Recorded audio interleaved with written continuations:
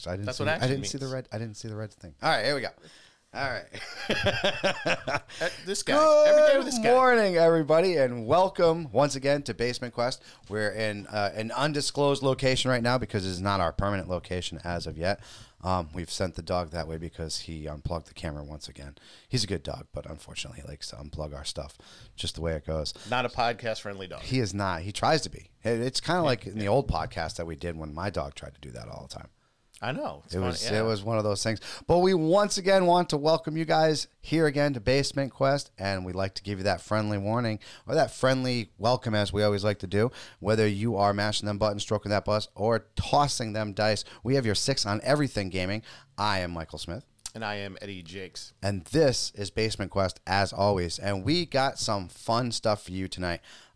First of all, if you guys are actually subscribed to us and you follow everything else, especially our Twitch-ables, we're going to have a fun thing for you Halloween night in the process of making a village, as it were, in the Highlands, I believe I put it in. The countryside area. You know, yeah. It's got all the fenced area. Long story short, though, I am actually inviting my partner here and various members of our D&D community to join us in a frightful, new, fun, midnight version, or I'm sorry, nightmare version of State of Decay 2. In this, I am going to open this up, and they're going to bring in whatever character they want, their favorite characters. We are going to have people on standby as well. So if one of these guys happens to perish, the other person comes rolling in. It is going to be a double Twitch-o-matic.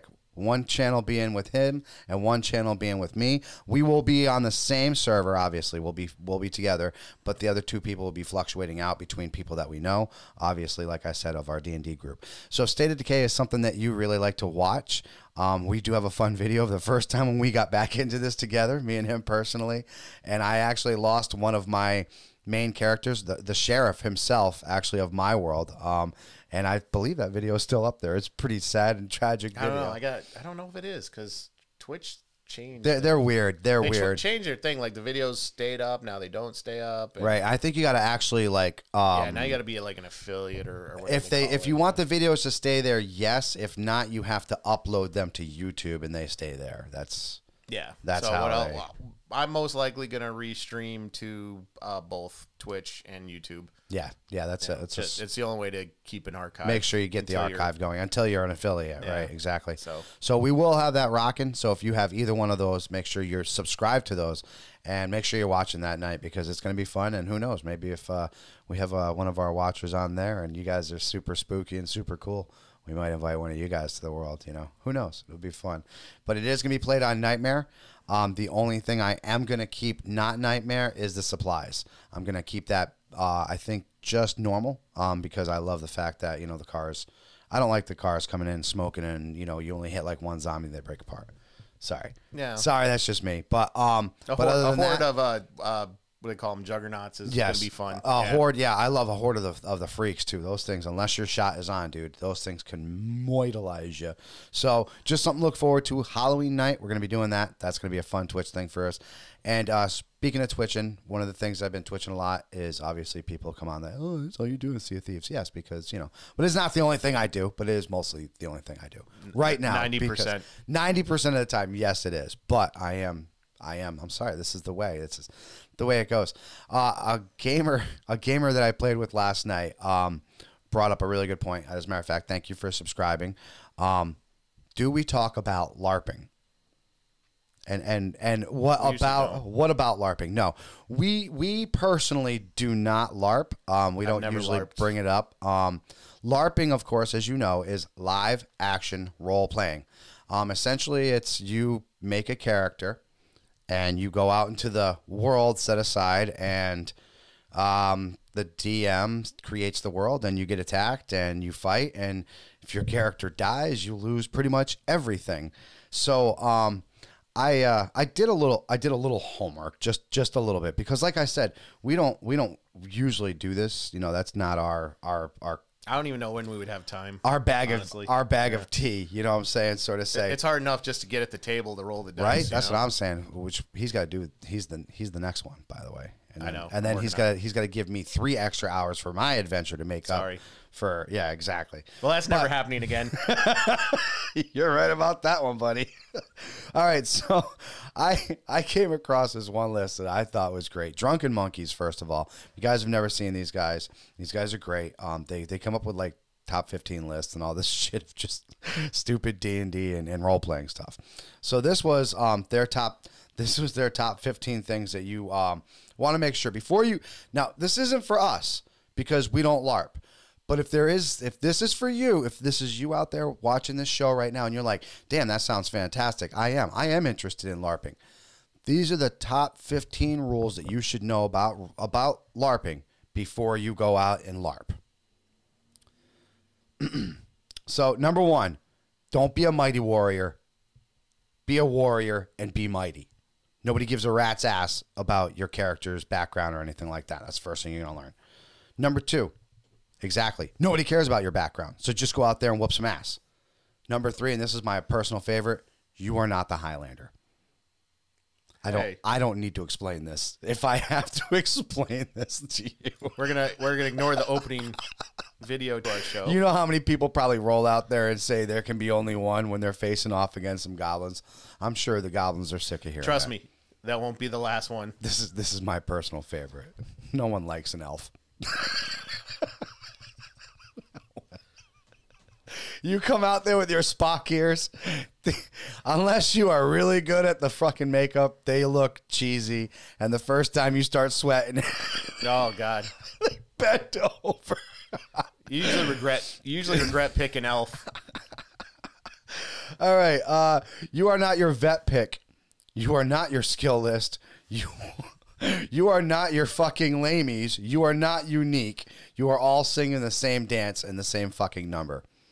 It can't say anything there. Well, essentially what he's saying is go out there with your nice armor. Don't sit there and put rhinestones on it and make it look all sparkly. Nobody gives a shit about it. It's going to get banged off anyways. Your character doesn't go clubbing. Leave the armor at home, people. Nobody thinks you're cool when you go rolling in there with your sword on your fucking shoulder and your fucking little armor on, okay? Nobody wants that. Don't take a piss. That shouldn't be. You don't need to take a piss out there, okay? Someone's going to come see your shit. Just I like this one personally because I'm a big fan of plagiarism when it comes. There's so many unique ideas out there. Yes. You know what I'm saying? I don't want to find your character in a book. If I don't know D&D and you come up and you start explaining this badass character to me and you say his name is Dritz and I'm like, damn, that's a unique name. I've never heard it. Ever heard of that shit. No. And then I start, explaining LARPing to my friend on Xbox. And then I'm like, yeah, this dude came up with this character. Sounds really badass. His name is Dritz. And is he a Drow? Yeah. Does he know how to? Yeah, actually. Holy shit. How'd you know that? Because he's in a fucking book, you jackass. It's in the Dark Elf trilogies. Go check it out. Yeah, don't do that. And stop making Dritz-like characters. Oh my God, please. It's like Wolverine. Like when people do Wolverine nonstop, like he's not unique, all right? Only Wolverine is Wolverine. Right, exactly. And X-23, I'm sorry, that's just such a rip, cheesy, oh God. Let's forget the fact that Drizzt kind of breaks the rules when it comes to Drow elves in a lot of ways. Extremely. He doesn't belong to a house. He's an original character. He's gotten kicked out of like every house he's belonged to. He dabbles in everything, from thievery to assassinations to magic to rangers. And Drow elves are they're from underground. They're subliminal. What do we call it? Subterranean. Subterranean. Thank you. And they're very set in their ways. They're very dark. They're very magical. Like they are definitely a lot of the dark magics come from them. Drizzt is a rebel and breaks the archetype. So yes, he does. You're never going to be Drizzt. No, because the DM won't allow it. Being hurt, it's a bitch. Okay, and you will get hurt. This is not like people don't go rolling in there with half like foam bats. They're going in there with swords that are dull. Okay, look some of these videos up first of all. Like go ahead and YouTube LARP, and then just see some of these. There are some grueling. Could you imagine first of all, if you go to, like, this is your first time out, right? And you got a character and you're excited and you spent all night making your armor and you found this kick-ass like hammer and you're like excited because this is the first time you're there. And then you come across this fucking mountain-looking motherfucker from fucking Game of Thrones. You don't tell me you don't think that motherfucker's going to hurt that first swing. And even if you block that thing and he hits you with that force, man, you're going to be like, I'm done. It hurts. Let it go. All right? I don't give a damn what would happen in real life. It's true. Like if you can't do it personally, we don't care if your character could do it. Okay, that's essentially what that's saying. Yeah, but you didn't, so get over it. I like that one. That's very simple. I hear that a lot on fucking Sea of Thieves. Yes, but you didn't, so get over it. And that's it for any game too. Any game. Just if you didn't do it, whatever. Get good. Get good. What is an out of character? Are you ill? There is no out of character. Once you put that armor on, you're that character, period. Like, you get pulled over. You're fighting that cop, motherfucker. So don't put that armor on until you get to the battlefield. It's that simple. Oh, my God. They only killed your character. Get over it. If you die, it's like D&D, man. Oh, my God. Do you remember... It was Brandon. Brandon, when he first lost us, I thought we killed his dog. Yes. I thought, like, seriously, the dude didn't want to play D&D for like a month and a half, and we finally like had to beg him to come back and play. It's like, dude, it's not the end of the world. It sucks, just a man. fucking. It does suck. Stings. It does, especially if you had it for a number. Like we have characters that have lasted like however long we've been playing. Yeah, yeah. And I mean, we're at the point where we make stupid reasons for them still being alive. Right, exactly. But, you know, we got a character that you bond with, and that character dies. Yeah, it sucks, but get over it and move on. If you don't sometimes kill main characters, the game loses something, in my opinion. And last but not least, your character is not you in a fancy dress. Okay, it's not. It just doesn't work that way. If I need to explain that to you, I don't think, I think you need to have your head examined. Because and if it is, you might need a hug. You definitely need a hug because that's my look up on LARP. Like I said, look it up. Some of these guys are fucking crazy. What's their name again? The Drunken Monkeys? The Drunken Monkeys. Check out the Drunken Monkeys. Yeah, they got a lot of funny stuff. They do. They have some great It's all countdowns. in good fun. It is. And for those of you that do LARP, we love you guys. No, we really do. Yeah, it does take work you put into these costumes. The dedication that it takes, and that's what I'm saying. Like, they're not costumes. And this list, I want you to understand that. It's not, you know what I'm saying? It's saying a lot of things about you guys. Like, you're taking your hobby seriously. It's not only just a hobby, it's a sport to you as well. So when these people come in there with their rhinestone fucking costumes and they're trying to do dazzling spells and you come up there and you bip them with your fucking hammer and they start crying like a fucking, These are the people that probably got hit hardest by COVID. Yeah. Because you can't gather in some states and, parks are shut down. Yeah, it's same with us. We couldn't even sit next to each other didn't really and play. do this. No. We tried to do it on the phone, but it was just like terrible. Oh my God, I was going back and listening to those and I'm like, man, it sounds like I'm a frog on the other end. But no, but seriously, LARPers, keep up the work. You guys are doing outstanding. The guys that really take it seriously, I wish I can give you some of the names of the guys that I saw on the YouTube. Just look it up. Just YouTube LARP. And there's some big dudes out there, man. And some of these guys will it'll come down to 1-on-3. And I'm not even kidding you. Like, these guys I've seen somebody go down with full night plate armor one time. And it's like this is peak summer and they're doing this and it's like, bro. Dude, if you're sweating your ass off and you're getting your ass beat, that's dude started the game 300 pounds and he was down to 120 by the end of it. It's like, holy cow. Between blood loss and sweat loss. Yeah. That's dedication, man. It is. I couldn't do it. Like I said, I got no hatred towards you guys. It is role playing though. Do not, I don't want you guys to get this twisted. It is role playing. They are going out there. They are making their character. They're going through these events, albeit live. They're just not rolling dice. Their character technically doesn't go up levels, but if you think about it, as a LARPer, your skill gains. So technically, you personally are going up levels. You know, your sword play becomes better. Your shield play becomes better. Well, whatever it may be. I don't know. Maybe you're a thief and your backstabs become better. Who knows? You know, like I said, I've never done it. I've just seen the videos, and I came across the Drunken Money list, Monkey list, which I thought was absolutely classic, and I think it explains you guys' hobby to a T, and I hope you guys appreciated it more than that. But like I said, thanks for the you know, for the topic. And like I said, I hope you enjoyed it. I wish I can get into it a little bit more, but like I said, I just, you know, not my cup of tea. It's not my bag, baby. If you LARP, we'd love to hear from you. Maybe call in. We'll have a chat. Fuck yeah. Yeah, there you go. We don't know a lot about it. We don't do it. As a matter of fact, we did that with Black Gaming there, and we've had them on because we wanted them to explain their system. Same thing. If you guys, hey, if you got a hardcore LARPer that's like, hey, I want to explain this shit to you guys. Hey, call in, man. Well, we'd love to have you on there because, like I said, it's role playing. It's an aspect of the role playing family. It's an aspect of the role playing community, and we respect and love the hell out of every aspect that makes the role playing and the gaming community what it is. Speaking of role playing community and gaming community, a lot of you might have heard about this lawsuit going on. Yes, pretty big.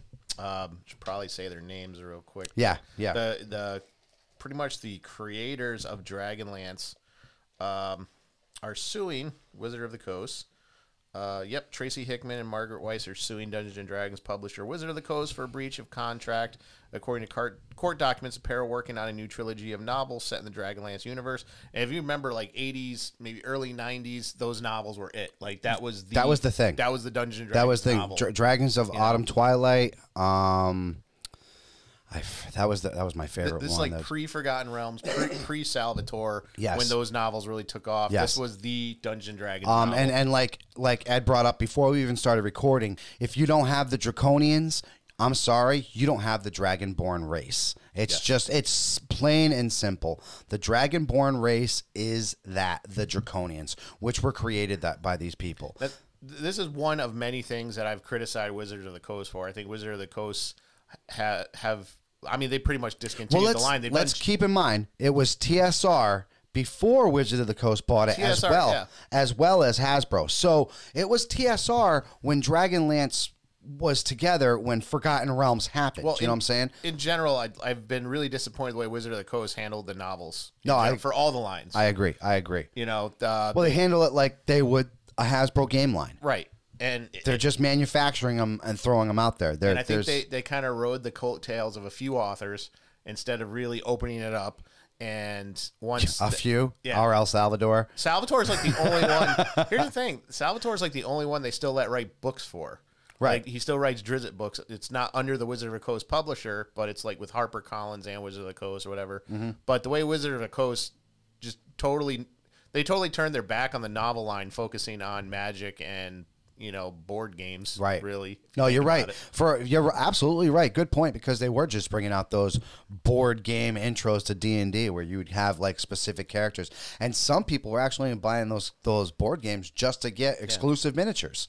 I mean, this new set that came out is probably the first time, which I still want to get a hold of so we can unbox it, is the first time they've done anything with the Ravenloft license. Yes. That I thought was worth. I mean, they've redone the box game. Was worth a damn. But they haven't had a really. I think the Domains of Dread book was the last time they took that whole mythos seriously. Brought it back to fruit. Was it third edition? Domains of Dread came out. And then I think prior to that, the second edition game that we played the hell out of, Advanced was the last time D&D they paying attention to it. And the Ravenloft novels, if you read any of them, were really good Gothic novels. Oh, they were. As a matter of fact, if you weren't much of a spooky DM like I wasn't at the time, I was just a straight up DM. It allowed you to really embrace that horror, and it gave you terms and the technology to use against your players that really made for a spooky environment. I will say, when we started playing that system, it started out like, okay, it's just another D&D game, and I noticed the more you got into the lore of it, the darker the game got. Right. And to this day, I make jokes all the time, like, there's no more evil checks. I'm going to just do this. Exactly. Evil power checks were the best thing ever created, because, you could fly, but all of a sudden you started smelling like last week's fucking wet diapers. And it's like, Is that worth it? And Mike, this is the criticism I have of Wizard of the Coast is a criticism I have with obviously the Palladium system, which I love, where they don't do these kind of products well at all. No, you're absolutely right. And despite technology available with like Amazon and CreateSpace, well, it's not CreateSpace anymore, but Kindle, right? There's no reason for any of these companies to have that type of product, and then the distribution's already there. There's no reason to neglect it. It's pretty low cost overhead. You just got to pay your writers. But no, as far as the books go, Wizard of the Coast has been absolutely terrible. It doesn't surprise me though.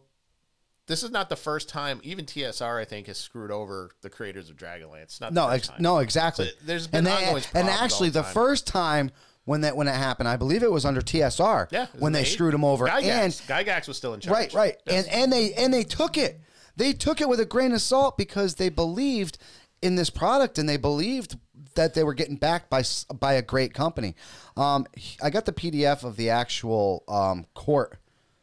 What do you call this? The actual docket or the docket. Yeah. There you go. And the case is actually, the complaint is breach of contract, breach of implied convenient of good faith and fair dealings, and the last one was torturous interference with contract. That doesn't sound very nice, dude. Here's the thing. That makes the most sense. You got a company like Hasbro. I'm sure Hasbro is constantly on top of Wizards of the Coast, which is a division of Hasbro. Right. Because they sell toys. Exactly. So their whole mindset is, okay, what are these Dragonlance books going to get me? Is it going to sell more toys? Are we going to be able to sell these Draconians? Are we going to sell these heroes? Can we make a quote-unquote limited edition heroes pack? Can I be honest? I think Hasbro hates Dungeons & Dragons. I agree. Because their mindset is, well, you got a bunch of players, only traditionally, obviously we're all different. We're different because we like to collect these books, but so only one dungeon master is going to buy a book. You know, so they come up with the player's handbook. Maybe multiple players buy that, but you're not going to sell. Yeah, you can see it. You're not gonna get a lot of. So you got one dungeon master, say we got a pretty good size group. Say one dungeon master for at least 3 to 6 players. So you're only selling one book per 6 people, if you think about it. From the perspective of a major toy company, that's not what they want. No, they want something in everybody's hands. Right. So I've noticed that's where these card decks come in and stuff like that. Obviously, miniatures is huge. Everyone's going to buy miniatures. But I really think Hasbro's mindset is, okay, we're gonna have to pay these authors royalties because I think they own some of the characters, actually, the creators. Oh, yeah. Yes. And we're going to have to pay royalties to these authors, pay for the publishing, blah, blah, blah. How much product is this going to sell in the main line? And I don't think they see the grand. Well, they're always looking at numbers. Absolutely. Right. They don't see the culture of it like we would. So, yeah, they're going to fuck with the contract. That doesn't surprise me at all. And obviously the breach of contract, I guess we should summarize. They were contracted for 3 new novels. Right. 3 new Dragonlance novels. One was done, ready to go. And then they pulled the project. They pulled the plug on the whole project completely. Right. So these are some very, as a matter of fact, a lot of you might not know, or maybe it's clicking now, but one of the lords that was in the Dragonlance realm was Lord Soth. Yes, from Dragonlance. When he left Dragonlance, Ravenloft embraced him, took him in, and made him a lord. So he physically owns land in Ravenloft. So you can't. These stories are intertwined. Tasselhoff, probably the most well-known, if not the most known Kender out there. I mean, the race itself was created by them, people. Come on. You got to... The thing that sucks, and I don't think a lot of people realize this, and you being an author yourself, these are stories that come from these people's hearts, from their souls. They pour so much into it. And yes, part of the joy is they get to, put that out there and let people enjoy it. But the other part is you got to compensate people for these great ideas, because if you're just going to keep rehashing them and stealing them from these people, these ideas are going to go away. And these brilliant people are going to stop working for you. And then what are you going to have? nothing. You're going to have to rehash your Megatrons. You're going to have to rehash your Primes. And guess what? We love Prime and we love Megatron, but we're getting sick of seeing the same fucking characters being rehashed over and over and over again. Pay the writers what they deserve, period. See, this is what they fail to understand. They're thinking, are these books going to sell product? No, the product's going to sell books. Because how many times have you gone through, so you go through a source book, and they do this blurb in the source book. Palladium is notorious for this. So they talk about this war that happened here, and it's like, God, man, I really love to see what happened. It's like they're just throwing a gist of it in there without giving you the whole story. Prime example, that's what the books Star are for. Wars, when he mentioned, I fought with your father in the Clone Wars. Yes. We had no idea what the Clone Wars were. Right. You know what I'm saying? But they dropped the earworm. They gave us that, and we're like, exactly. What is this Clone Wars? Where can we hear more about this Clone Wars? I want to know about this Clone Wars. And this is exactly what they do with this. Well, here, we'll bring up Ravenloft again because it was such a huge chunk of our gaming life. Absolutely. So you read in the source book, Barovia was in love with Tatiana? Yes. So Strahd's in love with Tatiana, and he kills his brother and becomes to show his love. Dark Lord of Ravenloft. And you see that, and you're just like, wow, that...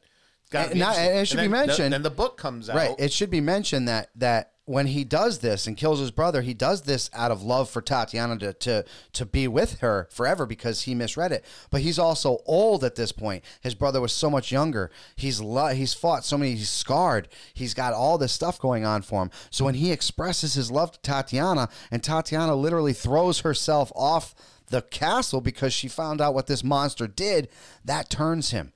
That turns him into Strahd, into this. And there's so much evil from him that he makes an entire realm. And he actually welcomes all these misfits and all these evil people to join him. And they just make this incredible realm. And it should also be noted that every 2 decades, a new Tatiana appears. It's a different Something name, like but she always looks the same. She always has the same mannerism. He always falls in love with her again, and she always kills herself. So he is constantly living in this torment of the thing. I think there's a book about it. Yeah. I think there's a book about it. Yeah, and like I said, it is. Because that's Strahd's curse. That is the book, I think. It's called Strahd's Curse or some shit like that. I don't know. But that's his curse. Yeah. Exactly. Strahd was about the beginning, I think. Right. That was when he was a general and he was doing it, and he was genius. I mean, some of the things that they put him through, I was like, damn. So these books, I mean, obviously there's not a lot of good D&D movies. Let's keep it real. Or cartoons. But these books are people's, in most cases, only way to see some of these stories that are mentioned in the books actually played out. Or to see like other interesting characters, like Drizzt and stuff like that, Like we said, the twins, Tasselhoff, Rasslin, I forget his twin brother's name, but Tanis, the half elf. I mean, what do you think? I'm gonna kind of say Tanis is more of an Aragorn feel. Yeah. And I've always felt like that, and I've never been a big Tanis fan because of that. I kind of felt like Tanis was thrown at us. You know what I'm saying? Like, Tanis is like, you got to love me. No, I really don't. Yeah. I don't really have to love you, Tanis, okay? You know who I really liked was the knight there that fell for fucking Kitiara. Oh, man. He ended up, I forget what his name is, damn it, but he ended up dying there. But his fucking story, man, like I said, it was just, even to the last moment when he was like explaining his love to Kitiara, like that's what he stood for. That was his house. You know what I'm saying? Like that was everything that was everything that was part of them. But that's what I'm saying. These are characters that created, and they want to continue this legacy. We want to hear this legacy. Me as a Dragon Quest fan, and as people, and as a DM, I've used the Draconians numerous amounts of times. So I give these guys credit. I love them. Like I said, you pick up a Dragonlance fucking novel. Just do yourself that favor. Read the first one. Tell me you don't fall in love with these characters right like that. Everybody knew Tiamat as Tiamat. These guys changed Tiamat and made her into Takesis. And Takesis can turn into this beautiful... the lore. They just took that lore and just brought it that much further. And these guys deserve every ounce and every dime that they put into this, and they deserve to finish up this story. And we, And we, as people that have been down this journey, deserve to hear the end of the story. I don't know if you remember, I'm sure you do, the Saturday morning cartoon. Oh, yeah.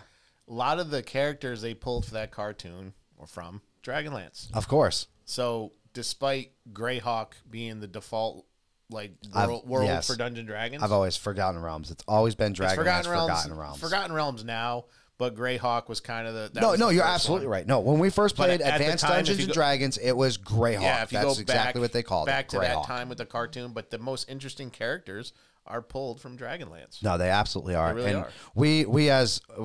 we here at Basement Quest, we want nothing but good things. We hope that you guys win this. It's looking really good. Unfortunately, the only people that are going to lose from this is us. Yeah. Here's my challenge, and I'm putting this challenge out to Wizard of the Coast, Hasbro, and I'm putting this challenge out to Palladium Books. Just license your properties to a company that can make good products like this. Yes, okay? Please. You don't have to do it yourself if you don't want to. Okay, there's publishing houses that could easily get the best authors. Oh, yeah. That want to contribute. I mean, you can set your rules. And I've said this on the Palladium message board many times. If Symbiata's too busy, license the products out. And, I mean, there's people hungry to jump at the bit for this. I mean, dude, if I could write Palladium books, I'd be doing it all day long. I'd be harassing you guys. Read my book. Read my book. Look at this, dude. Read my book. Oh, he's good. He sets a really good environment. The last adventure we had was absolutely fantastic. So you'll love what's next. So there will be blood. We love, like I said, if I didn't read those stories, it would have been Greyhawk in Ravenloft. But because I read these stories, because I got to know each one of these evil lords from their own domains and how the domains looked. That was the other big thing. They gave you like literally a blueprint of what each one of these domains looked like. I don't know if you remember, one of my favorite adventures that I did back then was the one that we're actually going down the river and there was that boat, and you had all these different things that were coming on there. That was fun, actually. That was actually, that world was just that. It was like a giant Mississippi like river world. And there was the three rat sisters, the three were-rat sisters that lived there. And but I didn't know that, you know what I'm saying? And if it wasn't for those books, if it wasn't for that setup, I would have never had that. You know what I'm saying? So I got to give it to them. Like we got to hook these people up. First Artists. I should throw. I'm not knocking anyone that likes Greyhawk. No, God, no. If without I just this, no, exactly. Obviously, Greyhawk it's was plain like Jane. The first one. But it's vanilla. It's vanilla D&D. People. The characters from Dragonlance are clearly the most influential in the system. Dominant, dude. They're dominant. They're the backgrounds, the characters themselves. Just like any one of them, I'm telling you, man. Just pick it up. And I think as far as if those of you that are interested in that almost medieval knight's honor, slay the dragon kind of stuff. What a great story. Dragonlance was the best system for that. Yes. Whereas Forgotten Realms is probably the best dungeon crawl. Yes. I'll go with that. Forgotten Realms is best dragon crawling. Not to say you can't dragon crawl in Dragonlance, but Dragonlance is like, if you like that epic combat. No, absolutely. Epic magic. Dragonlance clearly one of the best ones. And if you want that scaled down, obviously dark horror, Ravenloft is the best, in my opinion. I agree with that. But like I said, go ahead, guys, support these guys. Seriously, go to their website, go to their Twitter, tell them how much you love their product, tell them how much you're backing them. If anything, just give them the love and support that they need right now, because they do. They deserve every ounce and every drop of respect and dollar dime that they can get right now, because that world was unique. I'm thinking, this whole story, I usually don't do this. I'm not that type of guy, but this lawsuit is making me want to start a petition. Wow. Seriously. Like, they don't support the novels. They don't. No, you're right. You're don't absolutely support right. The lore. Go on Twitter and see. It's funny. Like, I always say this, like, Instagram is fun because it's like it's a picture picture says 1,000 words. Facebook is more of your media. Hey, this is my family. Oh, look at it. Twitter is where you're going to find a lot of your real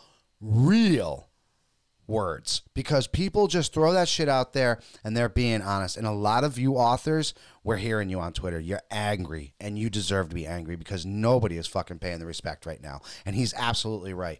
They need to have this brought in. You need to have people harness all the abilities of all these great passionate artists who want to do something, who are passionate and want to do something and get it done. That's it. Speaking of passion, coming out next week, I believe, because I have the pre-order. And some of these people, look it up, they're going for almost $150 on fucking eBay right now.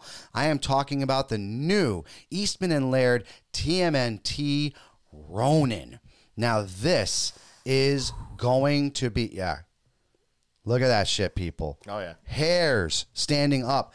They have brought this story to life. It is 20 years in the future. 3 of the 4 turtles are dead. Master Splinter is long gone. The foot has been overrun. There's a new threat out there, and only 1 turtle remains. And he is there to avenge his brothers. We don't know who it is. He's mastered all the weapons, and do you know which I'm one excited. it is? No, I don't. I've been looking. Let's play some. That's what I wanted to do. That's what I wanted to do. I'm thinking the only turtle likely to go Ronin is probably, I'm gonna say, Michelangelo. See, I like the Mikey idea. I'm going Donnie or Mikey for the reason. Donnie was a huge family man. Donnie was the one guy who, no matter, like, if that family was broken, he was broken. And I don't know if you remember when Donatello died? When they killed, he took a sledgehammer to his fucking skull, to his shell. Bebop and Rocksteady did it. They thought he was dead. He actually ended up surviving. They put his conscious in that robot for a little bit there until they brought him back to life. But when Donnie died, look, dude, that family fell apart. It fell apart.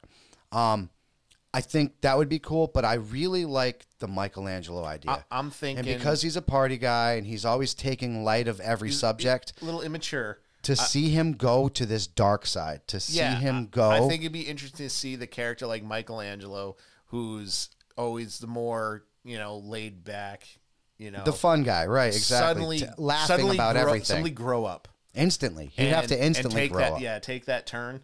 Because Leo, you could see him. He already mastered all the weapons before this. You know what I'm saying? So it's like, I could see him doing this. And Raphael, let's be honest, that would be like Spawn Ronin. That would be the Punisher. Bing, that's a better one. That would be Punisher Ronin. Punisher. That would be a whole other dark level. I think too, if you factor in the 3 that I'm talking about dying. So Leonardo is obviously probably the first to fall. Actually, no, I would say probably the first to fall is going to be Raph, because he's going to throw himself in there like he always does.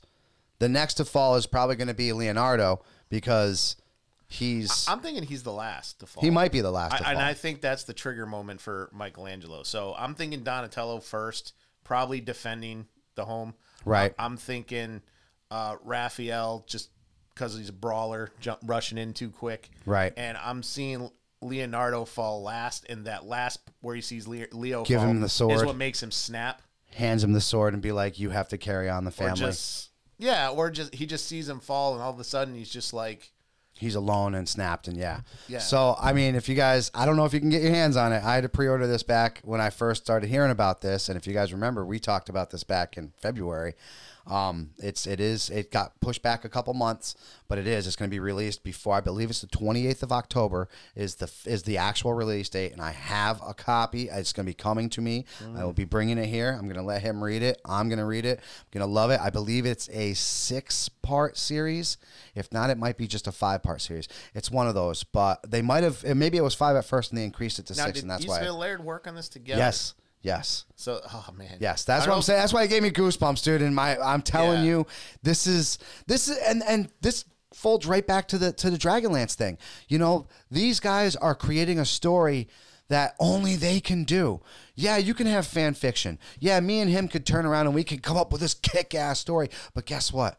We were never the creators. Yeah. We never originated TMNT. I could never kill any of them. Right, exactly. And well, you could, but it just wouldn't mean shit. No. It would not. And it's the same thing with the Dragonlance people. These guys, this is their world. They created it. They deserve to move this forward. If you ever like this, I don't get emotional a lot watching TV shows, but I was watching the Toys That Made Us, and they did the Teenage. Oh yeah, they did the Teenage Mutant Ninja Turtles. This what is a on good Netflix. line, man. You should watch it.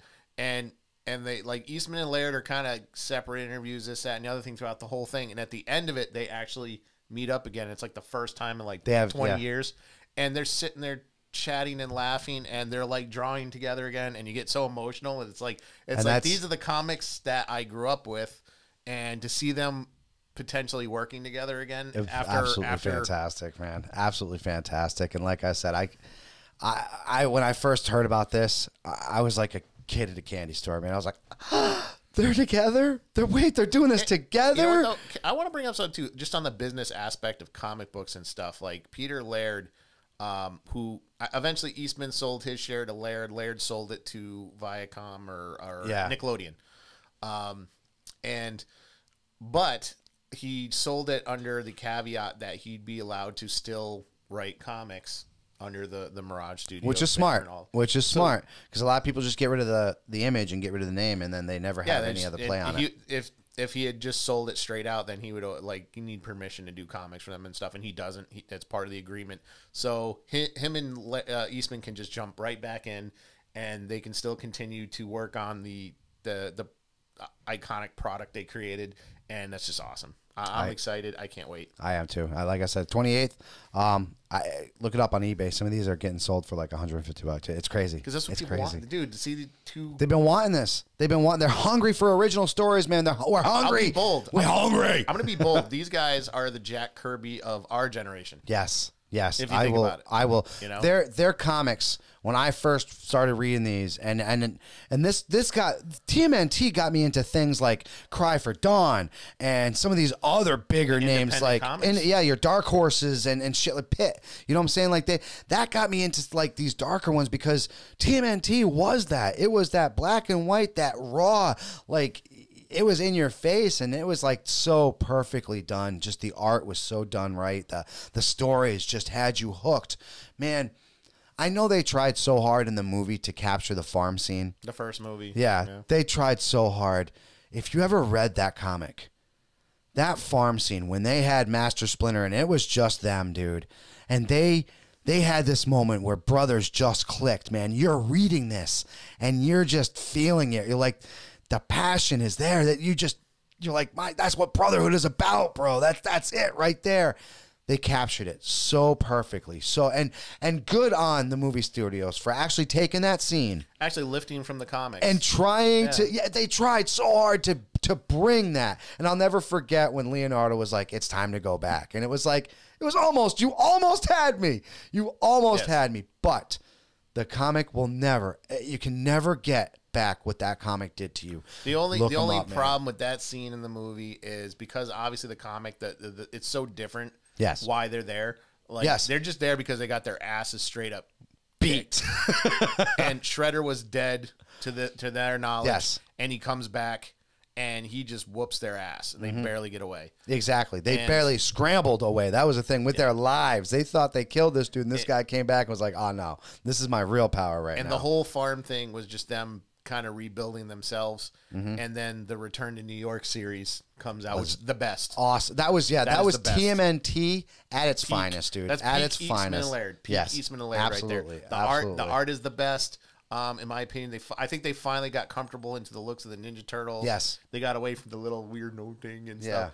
And yeah. the turtles look diesel. And the art is badass, and just the intensity. Of that series. And the whole idea, like the actual physical, how they made him look. They were less bulky. They looked more like aerodynamic. You know, like they looked like real. They looked like they could be real. Whereas before they just kind of looked like they were put together.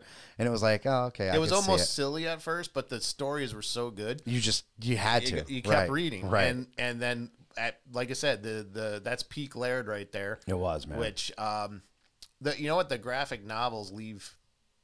No, they don't. They don't leave it out, actually, because that whole scene started with I think it was the Leonardo micro series. Yes.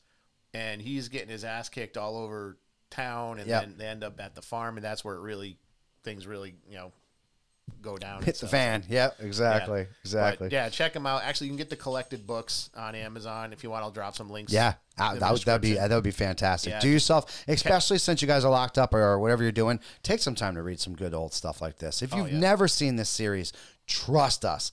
Watch it, read it. It's fantastic. Actually, speaking of real quick on comics, they actually have the collected. IDW has the Transformers license. And they did release some collected books of the old Marvel comic Transformers. Those were good. Those were good. They did those pretty good. Grab those collected books. Grab the Turtles collected books. I think the old G.I. Joes are out there. Go to our website. The links are going to be there. Yeah, I'll throw some links on there. You can check out some old stuff, some of the stuff we used to read. Educate. Just get some culture. Suck it all in. You'll love it. You'll love it. And then, trust me. And then get the Ronin series coming out. And yes, and let us know. Let us know what you think. And then just kick back and stare into the space and be like, the world is beautiful. Obviously, the 30th, don't forget. Mandalorian, Disney Plus, new season. Super excited for Rosie O'Donnell. I can never Rosie O'Donnell? Not What's Rosie. wrong with you? Whatever the fuck her name is. Rosito. God, I can't. Dawson. I'll just say her last name. Dawson, okay? Rosario Dawson. Thank you. Rosario Dawson as none other than Snips. That's because I watched the show. Come on, that was the nickname that Anakin gave her. Come on, man. Yes. But dude, I'm excited to see where it goes. There was rumors that obviously the main guy Pablo was on and off. He obviously wanted more FaceTime. Can I comment on that? So, yes, please. I gotta say this. Okay, I understand you're an actor. I understand this kind of role is not going to get you a lot of other roles, but you go in for a job interview and they hire you to build widgets, and then you complain that you can't file paperwork or something. You were hired for a job. That's what the job description. That's what it pays. Come on, dude. It's simple. And seriously, if you don't like it, just do a voiceover. Right. I mean, they can stick someone else in a helmet. They really can. They really can. But what you fail to see is, what about Anthony Edwards? Never once did you ever see him. What is he known? C-3PO. Exactly. But he is iconic. His voice, the way he moves, everything. That is him. That's not just C-3PO, bro. You see what I'm saying? You are creating a character. You are creating a legacy right now. And the whole idea of your legacy is your face isn't supposed to be seen. So there's this really cool thing that a lot of actors do. It's called acting through body language. It's incredible. You should try it one time, because actually you need a lot of help in it. You do this and you'll be known better. We don't have to see your face. We don't have to see your tears. You can bring your emotions. As a matter of fact, I almost felt the emotions the first time when you were saving Baby Yoda and you had to make the decision of whether you're going to take out the murder drone or not. And you took out the murder drone. So it was there. You can do this, man. I have faith in you. I do. But what I'm super excited about, obviously, is Ahsoka live action. God, I've been waiting for this. Ahsoka, I've made it known. Go check out any of my social medias. She is my favorite female Jedi, hands down. What she went through, you're talking about a person who went through the Clone Wars, had Anakin Skywalker as her mentor, had Obi-Wan Kenobi right next to her doing an entire war, had Yoda, Master Windu, all these people on her wings, literally came through the Jedi organization, and they said, "You're going to be a Jedi Master." And she said, "Your ways are kind of lame, bro," and throws your fucking sword down and goes this way. Come on, dude. Nobody is better than Ahsoka, and I'm super excited that she's finally going to be here live action, because you know what? If it's not live action, I know a lot of people are like, well, it's a cartoon. It's a cartoon with a great fucking story, people. Go fucking watch it. You're talking about 9 seasons of greatness, and this is the final one coming up right now, and it brings you to the point where Ahsoka and Vader see each other. Now, if you watch Rebels, you've seen this, and that isn't the first time they faced off. Trust me. And that is the time when she realized that he is gone and there is not getting him back anymore. That is that moment. There's another moment, canon, when they meet face to face and he doesn't strike her down because he does have a moment of weakness. And that brings you to the Rebel scene where he says, we will not have that moment again. The dynamics that these characters have is well beyond anything that you guys have ever seen, and I really hope we get to see this now. I really hope you get to see a side of Ahsoka because she is badass, man. Badass. We deserve her. Definitely. We do. All right. So I do have a little treat for you guys. We have the Space Marine Codex, and I just want to run down a little bit of it for you guys. 9th edition is obviously here. We did a couple others. As a matter of fact, I'm going to probably meet up with a couple guys today. We might do it today or tomorrow, depending, and those videos will come up. The 9th edition rules are a lot different, and we're just incorporating going around them at this point. So that being said, let me give you a quick little rundown. I wanted to bring the book today, but it's at the house getting ready to be used. This book right now is hard edition. I believe it's 145 pages. It's incredible. I got it for $40 off of eBay. I think it's $50 anywhere else, or if you find anything else like that. It's put down very nicely. Now, keep in mind, for you guys that are doing the factions like me, Space Wolves book will be out in November. Blood Angels as well, I think late November, maybe December. I know Death Watch is coming out the same time as the Space Wolves.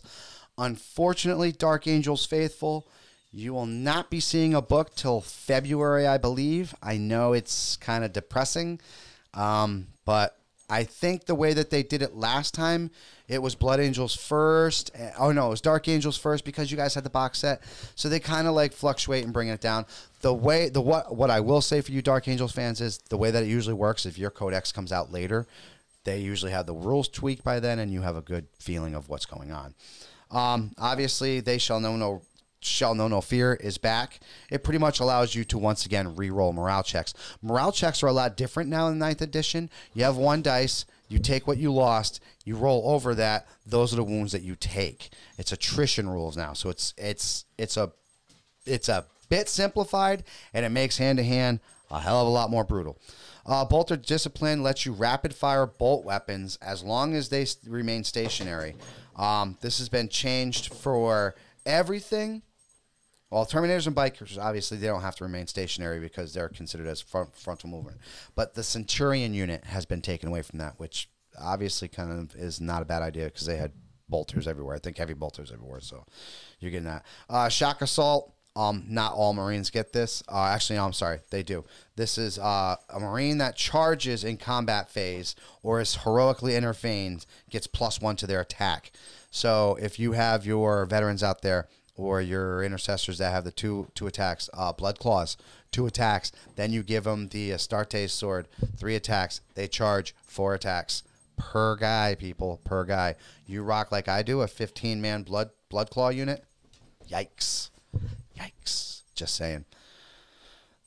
Combat Doctrines, obviously, gives you a wide bruise to your weapons AP, depending on the mode that they're in.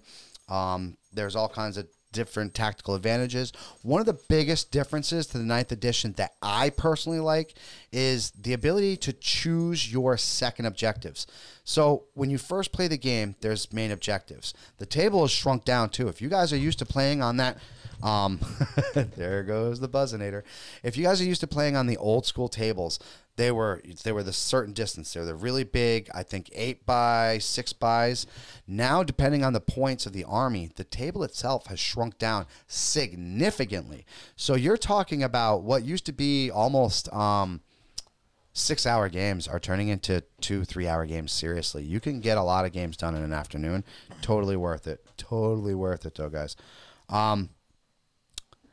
Just give you a quick little things for those of you. They will break down some of the chapters for you. For example, Dark Angels, they have their Grim Resolve. It gives +1 to their hit rolls if they didn't move this turn. It's fairly powerful buff if you think about it. So this is +1 to hit. as long as you remain stationary. And think about that.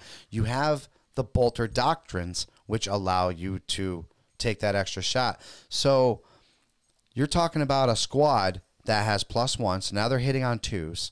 They're getting that extra round. So I'm more up to like 3 shots per guy. Hitting on 2s, wounding on anywhere between 3s and 4s.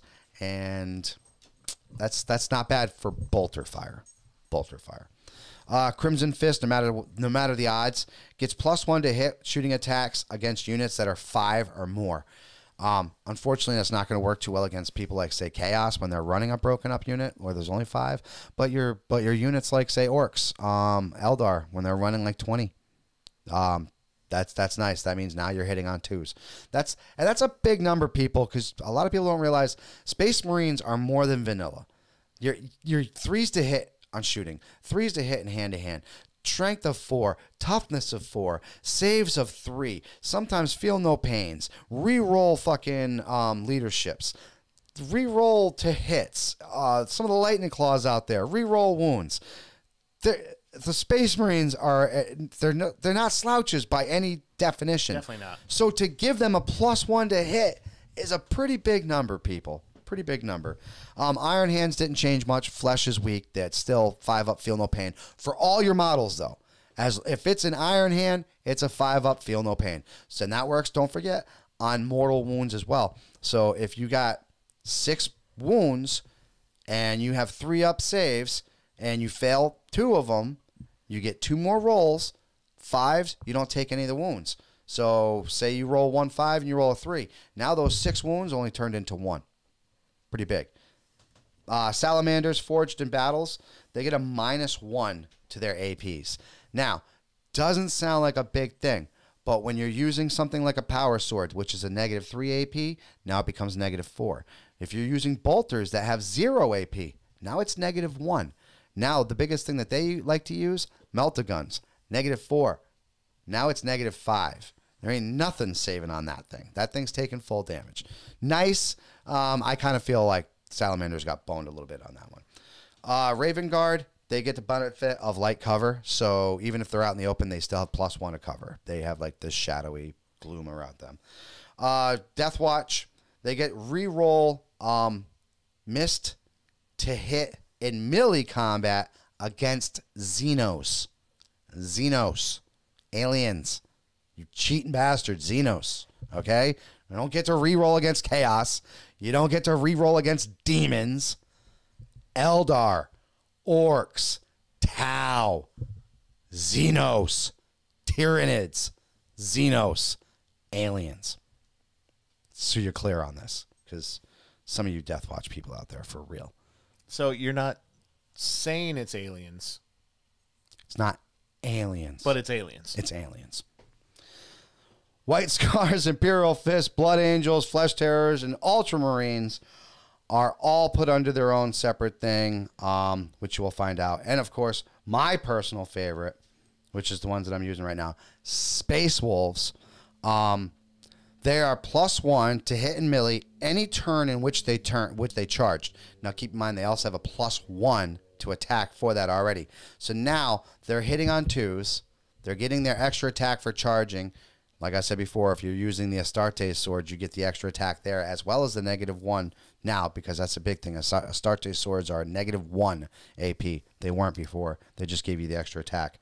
And this is my personal favorite. You can now heroically intervene on 6 inches instead of 3. So that means if I have a character that's 6 inches out from somewhere, or if I have a unit that's 6 inches out from a character and I got to heroically intervene with that, that counts as a charge. That's +1 to my hits, and that's a +1 to my attack. Ow, Space Wolves. You got all kinds of new chapter tactics. Born Heroes, Fearsome Aspects, Abdominal, appears to the Primarch, which actually includes Space Wolves, Blood Angels, and Dark Angels now. It didn't before. That's big, especially for those of us that don't want to use the vanilla Ultramarines.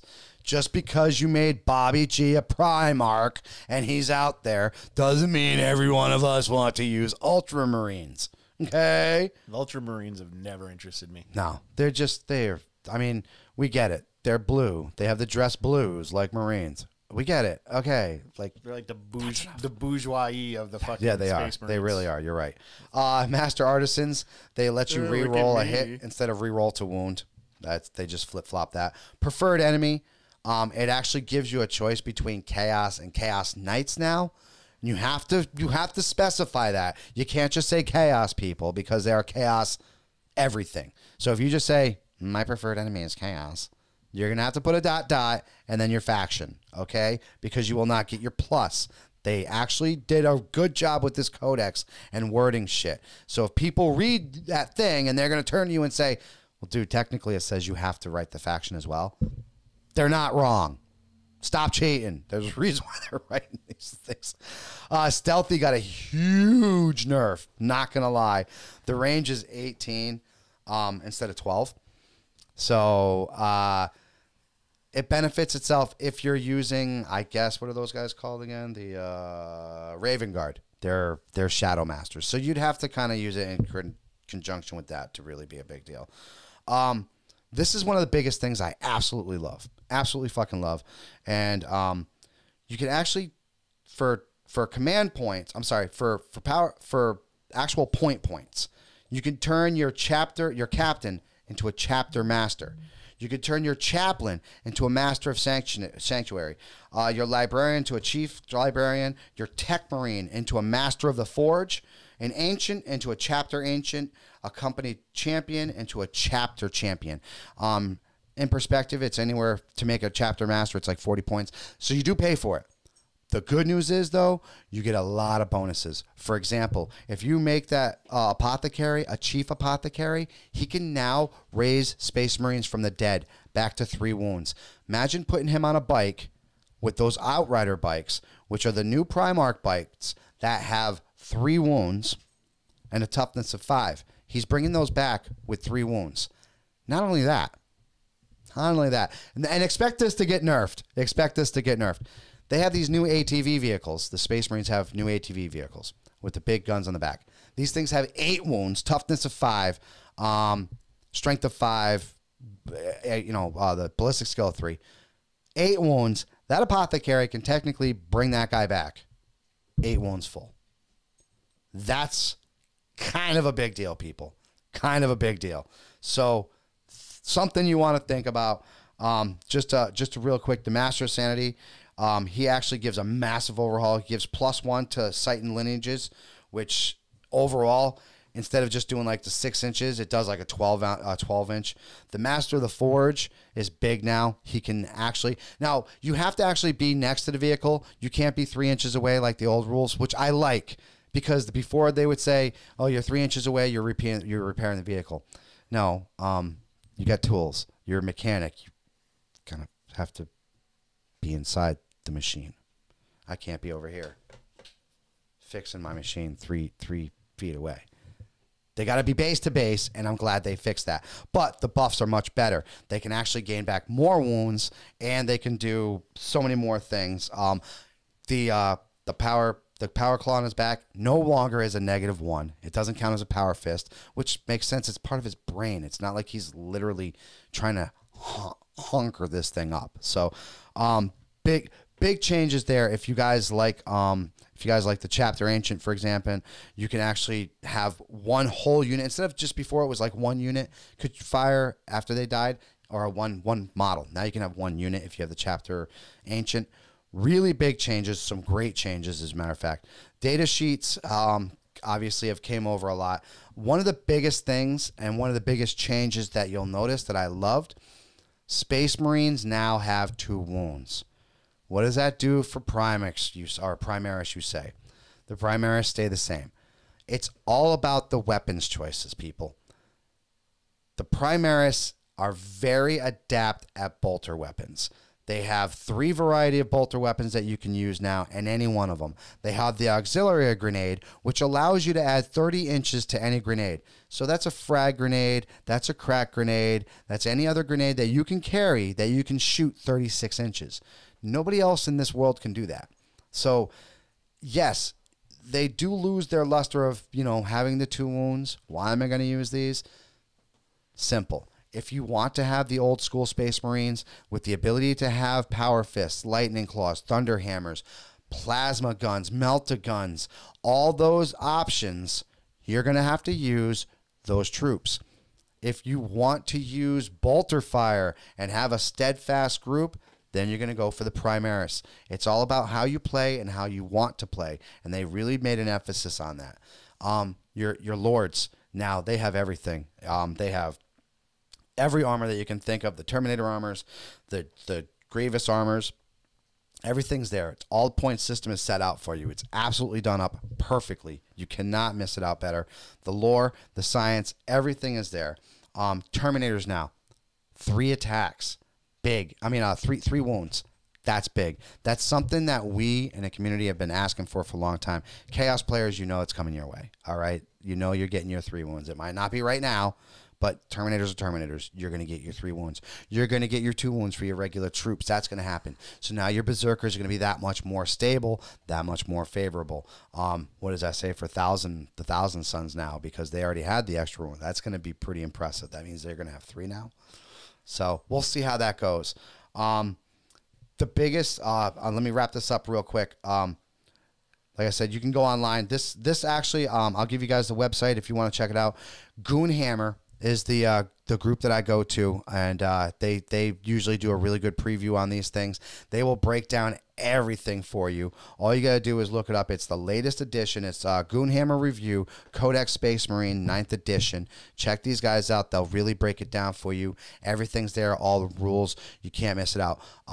Last thing, like I said, the biggest change that I absolutely loved, dedicated transports are exactly that. They're dedicated. They don't cost you any extra command points to use as other things will. They still cost points, obviously, to use, but they don't cost you extra on paper like, say, a heavy weapon would. And actually, the difference now is those heavy weapons, those bigger tanks, are going to do more for you now. Your transports are actually going to do that transport. And last but not least, vehicles cannot hold. They can't hold points now. So it's only troops, only thing with the keyword infantry that can actually hold points and get you those victory points. So that's big. They got rid of that. That was needed. That was needed. So guys, check them out. Any other thing, I'll have a light little review on the Necrons one next. But check them out. And if you guys are huge Space Marines fans, 9th edition did them good. I don't think there's going to be any OP army, and there shouldn't be any OP army. You know what I'm saying? Like. I don't think there should be one. Obviously, if you figure out how shit works. They're doing a good job of balancing it out. Oh, absolutely. Absolutely. Yeah. But that was Thursday. And of course, with everything, you need to get good. Absolutely. Just get good. I'm going to say right now, Psychic is going to be a big thing. And Necrons, when your Codex comes out, as Scar says, be prepared. Because I think it's going to be good. I think you guys are going to get the one thing that you've been deserving for a long time. A lot of people don't realize Eldar are glass cannons. Yeah. They've always been glass cannons. You know, they can rock your world, but if you punch them in the mouth, they go run into their mommies. Like, that's just the way that they've always been built. So you have to devise your army around that. Space Marines, albeit you have less models, are a lot less forgiving. Like, you can throw a unit out and fire and be like, oh, fuck. And maybe 2 of them like survive, but that's Space Marines. You do that with Eldar. Well, Space Marines are bullet catchers. They pretty much are. But they did a lot. The scores, the points. They brought down a lot of points. They brought down a lot of like their Thunder Hammers are a lot easier and a lot accessible to get. They're a lot cheaper now. But they brought up the prices in units, so it balances. You're going to have to figure it out. Definitely happy about the Terminators because the Terminators are huge bullet catchers. Because they're slow. Yeah, exactly. Really slow. And exactly. Most Marines only move 6. Terminators move 5. Yeah. And then you can deep strike them, but they ain't moving from deep strike. And if you throw them in a transport, what do you think's going to get shot at? That transport, because nobody wants to fuck with Terminators. Nobody. No. And now that they have 3 wounds. Now you might see people doing a lot more Terminators. You might see a lot more Terminators are a plow the road kind of. They are. And they deserve to be out there because they are a staple of the Space Marines. Tactical dreadnought armor. It's like that's the bread and butter of Space Marines. You can't go on a Space Hulk without Terminator armor. No. Damn it. And you wouldn't want to. No. I wouldn't want to. Fuck that. All right, guys. So we're going to wrap this up for you. As always, make sure you go check out our website. We have all the fun stuff there. Everything that we mentioned today, all the links, we're going to throw that up there. Eddie does a fantastic job. He's not only my podcast partner, he's the technical genius behind everything that goes on behind the stages here. So I can't thank this guy enough.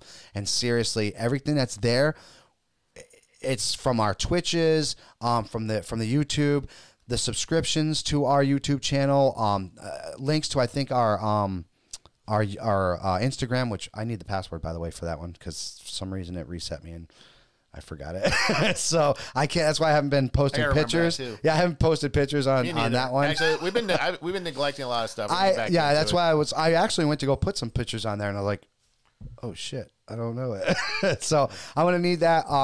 Guys, like I said, anything. You have anything? Like we got a LARPer out there. Call us. Yes. We'll have you on the show. We'd love to have you on the show. Explain like what your ritual is, what you go through, like what made you decide to do that character. What was your favorite character that you would have lost? How did you lose them? I have questions for days for you, and I'm sure a lot of our listeners would too. Anything else? If you guys have a topic, just like I said, we were playing Sea of Thieves, and somebody asked me about LARPing.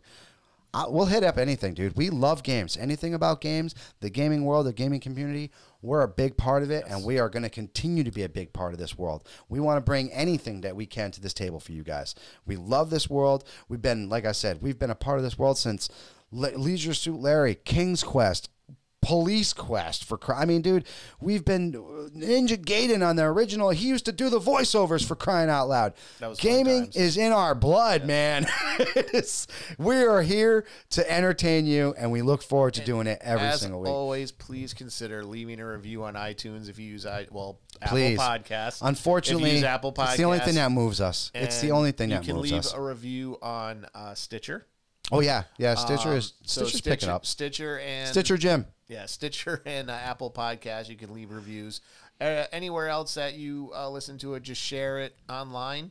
If you can, be awesome. Share the YouTube channel. That'd be awesome. If you're casual, if you watch it and you aren't subscribed, just subscribe. Get us up to 100, and so we can get our own domain. And just like I said, we're gonna. That'd be fantastic. To get our own domain would be great. I am getting some new studio space soon, and we're just going to be hammering out the content. Yep. And yeah, I'm looking forward to the tail end of and for you D&D fanatics, we are going to be bringing back those the updates, the guides. We'll be bringing back those guides for the D&Ds. As a matter of fact, we could probably hit that up. We'll start picking that up about next week. Or week after. We'll do one more week of fun shit, and then we'll go right back into that format, and we'll get you guys a couple more of those, the Palladium and the Wizard of the Coast guides, and do the comparison for you guys, because I know you guys like those, and I like doing them too, because as far as like a DM, it's nice to reiterate those rules and see those different characters. Sometimes give you an idea for an NPC or something. All right. Well, you guys, we'll see you next time. Absolutely, guys. Keep gaming, keep them dice rolling, and keep them brushes stroking. We love you.